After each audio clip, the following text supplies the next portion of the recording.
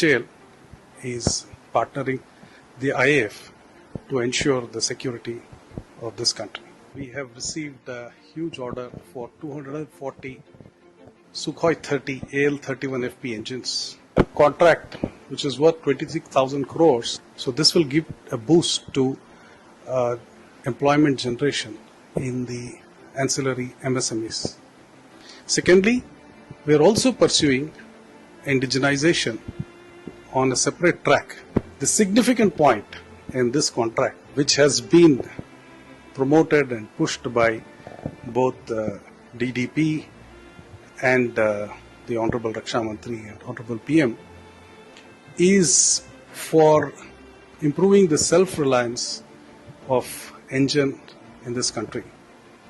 We will be almost 1,000 parts we will be indigenizing with the help of local industries, and this will also give a boost to the development of this engine ecosystem in the country.